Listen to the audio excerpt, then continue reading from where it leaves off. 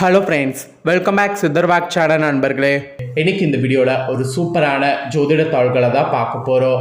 Actually நம்ம லைஃப்பில் பார்த்தீங்கன்னு வச்சுக்கோங்களேன், இம்பார்ட்டண்டான கிரகங்கள்னு சில கிரகங்களை குறிப்பிட்டு சொல்லலாம். அதில் எல்லாருக்குமே ஜோதிடத்து மேலே நம்பிக்கை இல்லாமல் இருந்தாலும் கிரகங்கள்னு சொன்னாவே பயம் வருவது சனிதான். ஏன்னா சனியை போல கொடுக்கவும் முடியாது, சனியை போல கெடுக்கவும் முடியாது. சனி நினச்சாருன்னா ஒருவருடைய வாழ்க்கையை என்ன வேணாலும் செய்வார். நல்லா போயிட்டு இருக்கக்கூடிய வாழ்க்கையில் கும்மி அடித்து விட்டுருவார், கும்மி அடிச்சுட்டு இருக்கக்கூடிய வாழ்க்கையை நல்ல நிலைமைக்கு கொண்டு வருவார். அந்த பவர் சனிக்கிட்ட இருக்குது.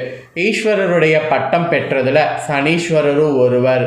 ஸோ இப்பேற்பட்ட சனி பகவானுக்கு பிடிக்காத ராசிகள்னு சில ராசிகள் இருக்குது. இவர்கள் எழவே முடியாத அளவிற்கு சனி ரவுண்டு கட்டி அடிப்பாரா. அந்த மாதிரி அடிக்கும்போது அதிலிருந்து தப்பிப்பதற்கு எப்படி இருக்கணும் அப்படிங்கிற விவரங்களை தான் இந்த வீடியோவில் சொல்ல போகிறேன். ஸோ உங்கள் ராசி இருக்கா இல்லையா என்பதை வீடியோ ஃபுல்லாக பாருங்கள். ஃபுல்லாக பார்த்து உங்களுக்கு உங்கள் ராசி இருந்ததுன்னா எப்படியெல்லாம் கவனமாக இருக்கணுமோ அப்படியெல்லாம் கவனமாக இருங்க.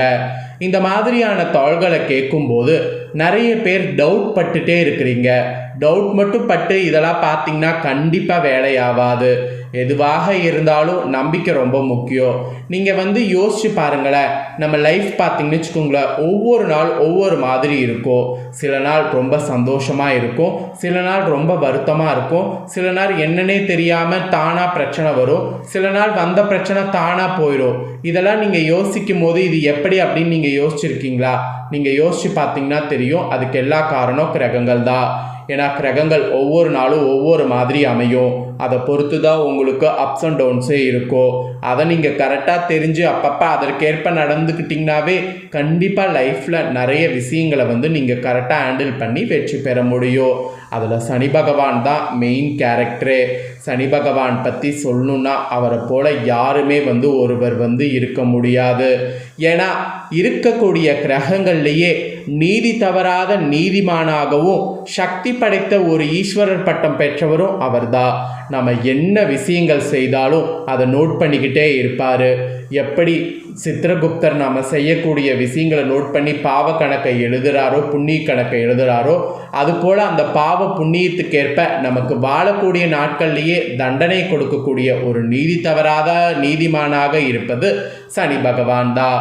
சனி பார்த்தீங்கன்னு வச்சுக்கோங்களேன், நமக்கு கெட்டது கொடுக்கணும் அப்படிங்கிறது அது ஒரு இதில் கிடையாது.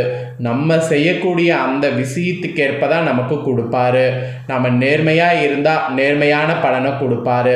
அதே நாம் நேர்மை தவறி நடந்தால் அவர் பார்த்துக்கிட்டே இருந்து கெட்டதை தான் கொடுப்பாரு. அதுக்குன்னு நம்ம கெட்டதுக்கு நடக்குதுங்கிறதுனால நாம் கெட்டவங்க அப்படிங்கிறது நான் உங்களுக்கு சொல்ல வரல. நம்ம தெரிந்தும் தெரியாமல் செய்த விஷயங்களை கூட அவர் கரெக்டாக நோட் பண்ணுவாருங்கிறத தான் இந்த இடத்துல சொல்ல வர. சரி, இப்போ இந்த வீடியோவில் சனி பகவானுக்கு பிடிக்காத ராசிக்காரங்க யார், நீங்கள் சனியுடைய இதிலேருந்து தப்பிக்கிறதுக்கு என்ன பண்ணும் அப்படிங்கிற டீட்டெயிலை சொல்கிறேன். அதை இந்த வீடியோவில் தெரிஞ்சுக்குங்க. தெரிஞ்சு அதற்கேற்ப நடந்து பயன் பெறுங்க. ஃபஸ்ட்டு எந்த ராசிக்கு சொல்லப்பட்டிருக்குன்னா மேசராசி. மேசராசியை பொறுத்த வரைக்கும் சனி பகவான் நீச்சம் அடைகிறாரு. நீச்சம் என்றால் வலிமை இழத்தல் என்று பொருள். மேசம் என்பது நெருப்பு ராசி. மேலும் சனியின் பரம எதிரியான செவ்வாய் பகவான் மேசராசியுடைய அதிபதியாவார். செவ்வாய் ஆவேசத்தையும் வேகத்தையும் குறிப்பார், சனி பகவான் நிதானத்தை குறிப்பார். ஸோ மேச ராசிக்காரங்க கூடவே அவசர புத்தியையும் முரட்டுத்தனத்தையும் அதிகமாக கொண்டிருப்பீங்க. இப்படி கொண்டிருக்கக்கூடிய நீங்கள் இதை கட்டுப்படுத்த வேண்டும். கட்டுப்படுத்த சனி பகவான் பல தடைகளை ஏற்படுத்துவார். இதனால தான் நீங்கள் எடுக்கக்கூடிய காரியங்கள் தாமதமாகும். ஏன்னா சனி பகவான் தான் உங்களுக்கு இப்படி இருக்கிறாரே, அப்போ தடைகள் ஏற்படுத்துவார். இந்த தடைகளை தாண்டி நீங்கள் வெற்றி பெறணும் அப்படின்னு நீங்கள் நினச்சிங்கன்னா அதுக்கு சனீஸ்வரருக்கு சில பரிகாரங்கள் செய்ய வேண்டும். சனிக்கிழமை தோறும் சனி பகவானை எல் தீபம் போட்டு வழிபாடு செய்யணும். சனிக்கு உகந்ததே எல் தீபம் தான். அதை போட்டு வழிபாடு செய்ய செய்ய உங்களுக்கு சனி பகவான் பல தடைகளை ஏற்படுத்தினாலும் அது கண்ட்ரோல் ஆகும். உங்கள் ராசிக்காரங்களுக்கு முரட்டுத்தனத்தை கட்டுப்படுத்த ஒரு வழி கிடைக்கும்.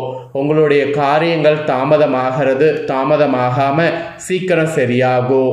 அதனால் இதை நீங்கள் கண்டிப்பாக ட்ரை பண்ண வேண்டும்.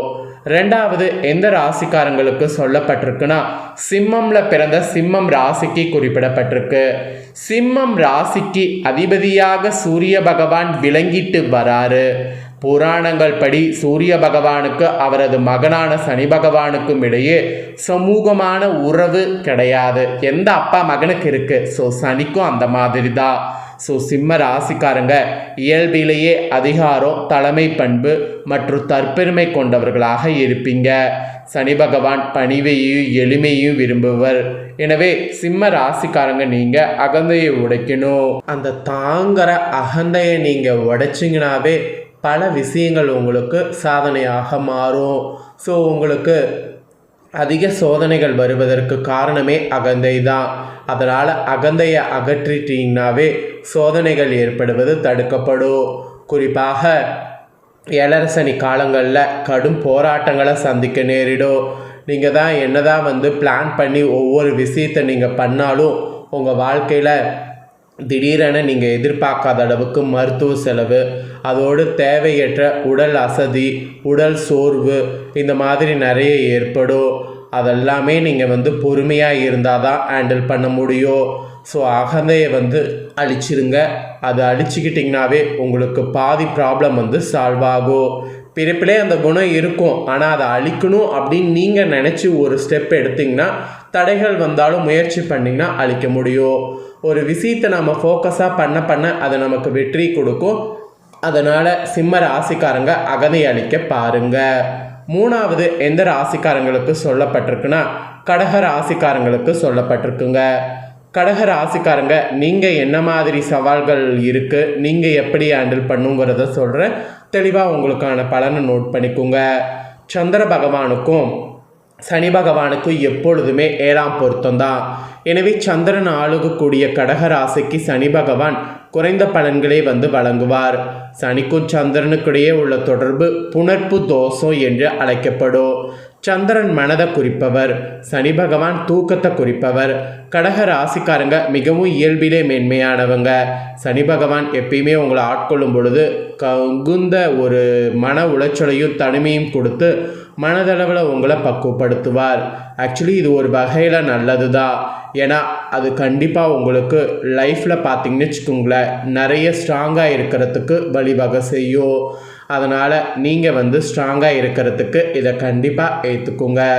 ஸோ சனி பகவானுடைய இதனால் இந்த மாதிரி தான் 3 ராசிக்காரங்களுக்கு இயல்பிலே இருக்கும். அதனால் இப்படியெல்லாம் இருக்கணும் என்பது குறிப்பிடப்பட்டிருக்கு. இந்த 3 ராசிக்காரங்க இதற்கேற்ப நடந்துக்கிட்டிங்கன்னா கண்டிப்பாக பல ஆபத்துக்கள் ஏற்படாமல் தப்பித்து கொள்ளலாம். அதனால் இந்த இது உங்களுக்கு பிடிச்சிருந்ததுன்னா இதற்கேற்ப நடந்துக்குங்க.